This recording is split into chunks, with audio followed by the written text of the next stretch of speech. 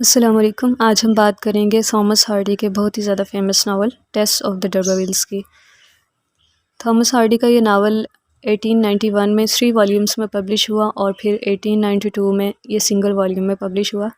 और इसकी स्टोरी बहुत ज़्यादा सैड और ट्रेजिक है, लेकिन इसके बावजूद इतने अच्छे अंदाज में उसको लिखा गया है कि रीडर कहीं भी अपना इंटरेस्ट लूज़ नहीं करता। और इस वीडियो में मैं आपके साथ इस नावल की समरी और कोट्स शेयर करूँगी। तो अब हम चलते हैं समरी की तरफ। फर्स्ट फेज़ का नेम है द मेडन और स्टोरी इस तरह से स्टार्ट होती है कि टेस के फादर जैक डर्बीफील्ड को एक पार्सन आकर कहता है कि वो दरअसल एक जो बहुत ही नोबल फैमिली थी डर्बरविल्स, उनका लीनियल रिप्रेजेंटेटिव है। तो इस बात पर जैक डर्बीफील्ड, जो कि एक बहुत ही गरीब फैमिली से ताल्लुक़ रखता है, वो बहुत ज़्यादा खुश हो जाता है कि वो एक बहुत नोबल फैमिली डर्बरविल्स से ताल्लुक़ रखता है। और उसी रात को उसको एक काफ़ी दूर की जगह पर अगरचे बी हाइव्स डिलीवर करने होते हैं, लेकिन वो अपने एंशिएंट ब्लड को सेलिब्रेट करने के लिए किसी इन में चला जाता है। और जब वो रात को काफ़ी देर से वापस आता है, तो जब जाने का टाइम होता है तो वो नहीं उठ सकता, और इस तरह टेस को अपने छोटे भाई अब्राहम के साथ वहाँ जाना पड़ता है। लेकिन रास्ते में टेस और उसके भाई अब्राहम को नींद आने की वजह से उनका हॉर्स किसी चीज़ में लगता है और उसकी डेथ हो जाती है, और इस तरह उनकी अर्निंग का जो वाहिद सोर्स होता है वो ख़त्म हो जाता है। और इसका ज़िम्मेदार टेस खुद अपने आप को समझती है। तो उसके पेरेंट्स उसको कहते हैं कि उनसे कुछ ही फासले पर एक मिसेस डर्बरविल रहती हैं जो काफ़ी रिच हैं, तो टेस को वहाँ जाना चाहिए और वो उनको बताए कि वो उनके रिलेटिव्स हैं और वो उनकी कुछ हेल्प करें। लेकिन जब टेस वहाँ पर जाती है तो उसकी मुलाकात मिसेस डर्बरविल की बजाय उसके बेटे अलेक डर्बरविल से होती है, और वो उसको कहता है कि वो उसके लिए किसी जॉब का अरेंज करेगा। और जब वो घर पहुँचती है तो उसे मिसेस डर्बरविल की तरफ से एक लेटर मिलता है जिसमें वो उसको अपने फॉल फार्म की देखभाल के लिए रखना चाहती हैं। और टेस को उसके घर से लेने के लिए ख़ुद मिस्टर अलेक डर्बरविल आता है, और उसके पेरेंट्स को ये उम्मीद भी है कि शायद उसकी ब्यूटी और क्योंकि वो उनके रिलेटिव्स भी हैं, इस वजह से शायद अलेक टेस से शादी कर लेगा। और उसकी मदर उसको और ज़्यादा ब्यूटीफाई करके भेजती हैं, लेकिन रास्ते में ही टेस को अंदाज़ा हो जाता है कि अलेक ज़्यादा काइंड नहीं है, और वो कोई डिसीजन नहीं ले पाती कि अब उसको घर वापस चले जाना चाहिए या ये जॉब कर लेनी चाहिए। फिर टेस वहीं पर मिसेस डर्बरविल के घर में रहकर वो जॉब करने लगती है, और कुछ अर्सा बाद वो जिस जगह पर रह रही है उसका नाम है टेंटरिज। वो वहाँ की लेडीज़ के साथ मिलकर मार्केट जाया करती है और उन्हीं के साथ वापस आया करती है। लेकिन एक दफ़ा वो वहाँ पर जाती है तो वहाँ पर कोई फेयर भी होता है, और वापसी पर उसे कोई वहाँ की टेंटरिज की लेडीज़ नहीं मिल रही होती हैं, और रात का वक्त होता है, और वहाँ पर उसकी कुछ लेडीज़ के साथ लड़ाई भी हो जाती है। तो इसी परेशानी में जब अलेक उसको ये ऑफ़र करता है कि वो उसके साथ वापस चली जाए, तो वो उसके साथ वापस चल पड़ती है। लेकिन रास्ते में टेस अलेक डर्बरविल के असॉल्ट का शिकार हो जाती है। इस पर टेस टेंटरिज छोड़कर अपने घर वापस आ गई। और सेकंड फ़ेज़ है मेडन नो मोर। इसमें पता चलता है कि टेस के यहाँ बेबी की बर्थ हुई, और उसके कुछ अर्सा बाद उसका बेबी काफ़ी ज़्यादा बीमार हो गया, और टेस को ये फ़ील होता है कि उसके बेबी की डेथ होने वाली है और कोई पार्सन भी अवेलेबल नहीं होता, तो वो ख़ुद अपनी सिस्टर के साथ मिलकर उसको बैप्टाइज़ करती है, और फिर उसके बेबी की डेथ हो जाती है। फिर टेस को एक लेटर मिलता है कि एक डेयरी हाउस के ऑनर को समर मंथ्स के लिए एक मिल्क मेड चाहिए, और वो उनके घर से कुछ दूर फासले पर है, तो टेस वहाँ पर जॉब करने के लिए चली जाती है। थर्ड फेज़ है दिवाली। इसमें पता चलता है कि टेस उस डेयरी फार्म में जाती है, तो वहाँ पर ऑनर है मिस्टर क्रीक, और वहाँ पर एक और पर्सन है मिस्टर एंजल क्लेयर, जो कि किसी पार्सन के बेटे हैं, लेकिन वो यहाँ पर डेयरी मैन से डेयरी वर्क सीखने के लिए आए हैं। एंजल और टेस आपस में काफ़ी फ्रैंक हो जाते हैं, और एंजल टेस के नॉलेज और उसके मैनरिज्म से बहुत ज़्यादा इम्प्रेस होता है, और वो ये सोच लेता है कि वो टेस से शादी करेगा। फोर्थ फेज़ है द कॉन्सिक्वेंस। इसमें हमें पता चलता है कि एंजल क्लेयर, जो कि एक काफ़ी नोबल और रिच फैमिली से ताल्लुक़ रखता है, वो अपने पेरेंट्स को इस बात पे आमादा करने के लिए अपने घर जाता है कि वो एक मिल्क मेड से शादी करेगा, और वो उनको कहता है कि क्योंकि वो ख़ुद फार्मर बनना चाहता है, तो वो एक ऐसी लड़की से शादी करेगा जो ख़ुद फार्मिंग जानती हो। फिर एंजल वापस आता है तो वो टेस को प्रपोज़ करता है, और टेस उसे कहती है कि उसको किसी और लड़की से शादी करनी चाहिए क्योंकि टेस उसके स्टैंडर्ड के मुताबिक नहीं है। लेकिन एंजल इस बात से इनकार कर देता है, और टेस उसको अपने पास्ट के बारे में बताने की हिम्मत नहीं कर पा रही होती, और एंजल ये समझ रहा होता है कि टेस शायद अपने और उसके स्टेटस के डिफरेंस की वजह से रिलक्टेंट है, और वो अपनी शादी की डेट भी फाइनल कर लेते हैं। तो उससे कुछ दिन पहले टेस वो जिस रूम में रहता है उसके दरवाज़े के नीचे से एक लेटर उसके रूम में रखाती है, और उस पर वो सारा अपनी जो पास्ट में उसके साथ हुआ होता है वो सारी डिटेल लिख देती है। नेक्स्ट डे टेस ये देखती है कि एंजल के बिहेवियर में कोई चेंज नहीं आता और वो ये समझती है कि शायद उसने लेटर रीड कर लिया है और उसे उसके पास से कोई फ़र्क नहीं पड़ता। लेकिन जिस दिन उनकी शादी होती है उसी दिन टेस उसके रूम में जाती है तो उसे पता चलता है कि लेटर जो उसने रखा था वो कारपेट के नीचे चला गया था और वो वहीं बंद का बंद पड़ा होता है। तो तब टेस उस लेटर को फाड़ देती है। फिर टेस खुद एंजल को बताना चाहती है लेकिन वो उसे ये कहकर मना कर देता है कि वो उसे जो भी बताना चाहती है उसको शादी के बाद बताए, क्योंकि एंजल भी उसके सामने कुछ कन्फेस करना चाहता है लेकिन शादी के बाद। तो शादी के बाद एंजल टेस को बताता है कि लंदन में उसका किसी लेडी के साथ 48 आवर्स का रिलेशनशिप रहा और उसने पहले टेस को इसलिए नहीं बताया कि वो उसको खोना नहीं चाहता था और अब वो चाहता है कि टेस उसको माफ़ कर दे। फिफ्थ फेज़ है द वुमन फेज़। इसमें हमें पता चलता है कि टेस जब एंजल को अपने पास्ट के बारे में बताती है तो उसके एक्सप्रेशन टोटली चेंज हो जाते हैं और वो उसको कहता है कि उसके केस में फॉरगिवनेस अप्लाई नहीं होती क्योंकि वो उसकी नज़रों में पहले एक और पर्सन थी और अब एक और पर्सन बन चुकी है। तो इस तरह वो फ़िलहाल अलग होने का फ़ैसला कर लेते हैं और एंजल उसे कहता है कि अगर वो उसके पास्ट को बेयर करने के काबिल हो गया तो वो उसके पास आएगा। तो टेस वापस अपने घर चली जाती है और एंजल पहले नॉर्थ इंग्लैंड में चला जाता है, उसके बाद ब्राज़ील चला जाता है और वहाँ जाकर काफ़ी ज़्यादा बीमार हो जाता है और उसके बाद टेस फिर से कहीं काम करने के लिए चली जाती है। टेस क्योंकि काफ़ी ब्यूटीफुल होती है लेकिन वो नहीं चाहती कि एंजल के अलावा उसकी कोई ब्यूटी को देखे या उसकी तरफ अट्रैक्ट हो, तो वो अपने बहुत पुराने कपड़े पहनती है और सीज़र से अपने आईब्रोज़ को रिमूव कर देती है। और यहाँ पर थ्रेशर पर टेस को जो काम करना पड़ता है वो काफ़ी ज़्यादा रफ़ और मुश्किल है और वो एंजल का एड्रेस भी नहीं जानती, तो वो कुछ हेल्प लेने के लिए एंजल के पेरेंट्स के पास जाती है और जब वो उनके घर में जाती है तो उनका घर खाली होता है और वो सब चर्च गए होते हैं। तो जब वो चर्च जाती है और चर्च से वापसी पर वो कुछ लोगों को देखती है तो वो दो लोगों की आवाज़ से उनको पहचान लेती है कि वो एंजल के भाई हैं, लेकिन वो उनकी बातों से अंदाज़ा लगाती है कि वो टेस को अच्छा नहीं समझते, तो वो वहीं से वापस लौट आती है।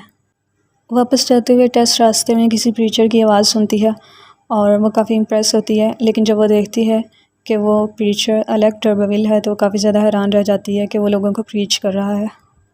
सिक्स्थ फेज़ है द कन्वर्ट। इसमें हमें पता चलता है कि एलेक टर्बरविल टेस को देख लेता है तो वो अपनी प्रीचिंग ख़त्म करके टेस के पीछे आता है और तभी उसको ये पहली बार पता चलता है कि टेस के यहाँ बेबी की बर्थ हुई थी और वो टेस को प्रपोज़ करता है, लेकिन टेस उसे कहती है कि वो ऑलरेडी मैरिड है।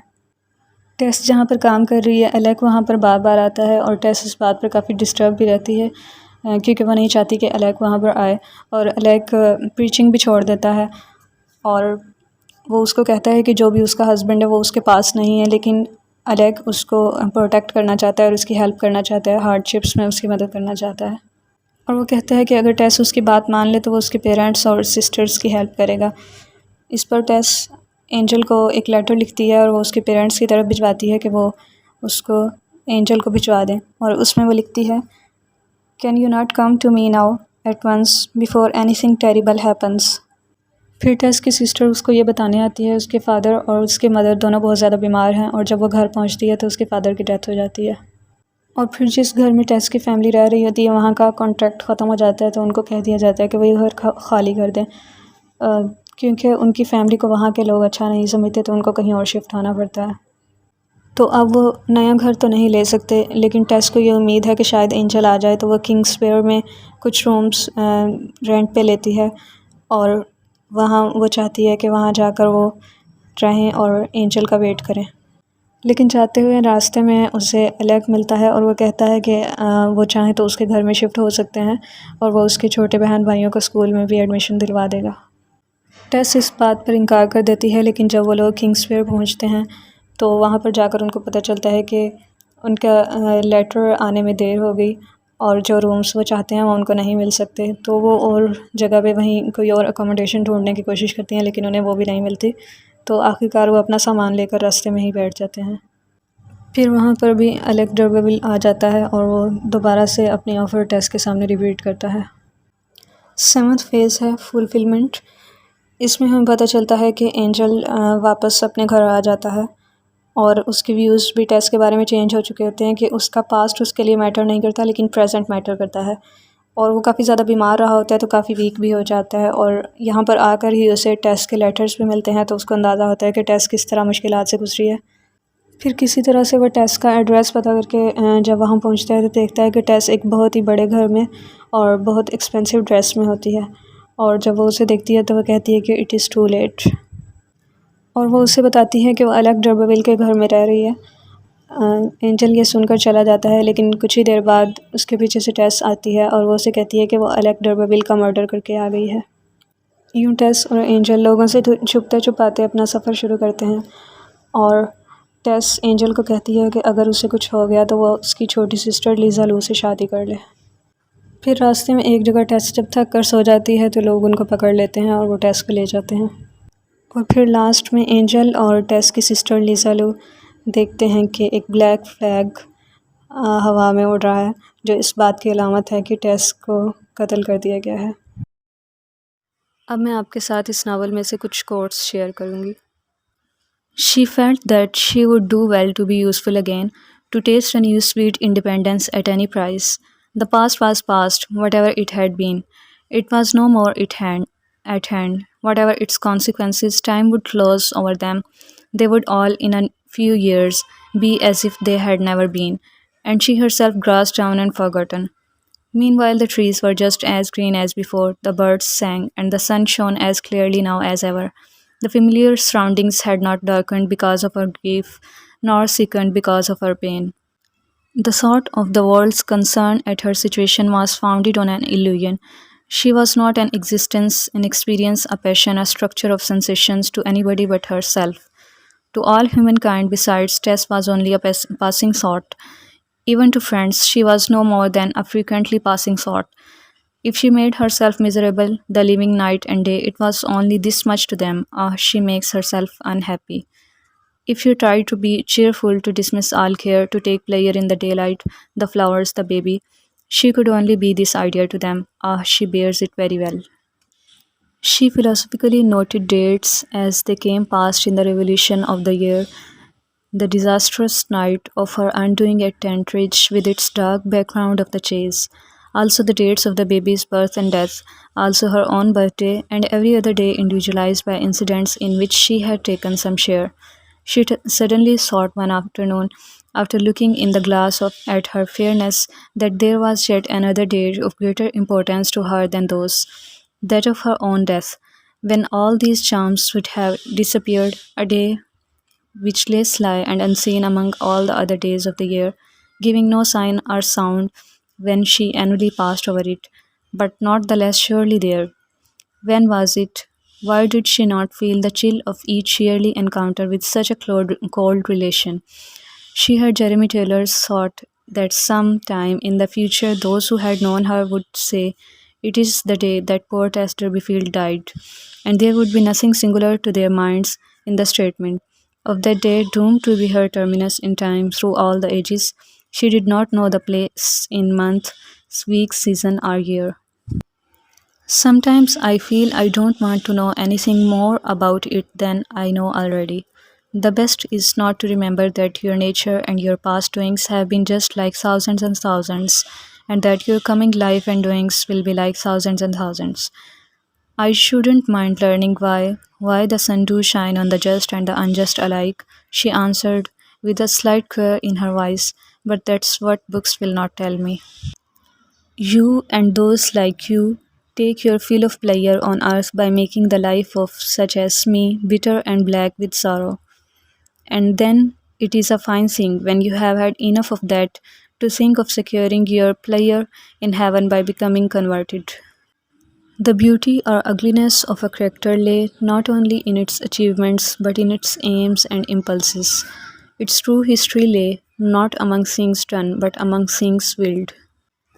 I am thinking of sending round to all the old antiquarians in this part of England, he said, asking them to subscribe to a fund to maintain me. I am sure they would see it as a romantical, artistical, and proper thing to do. They spend lots of money in keeping up old ruins and finding the bones of things and such like, and living remains must be more interesting to them still if they only know of me. Subhanallah, Alhamdulillah, La ilaha illallah, Allahu Akbar.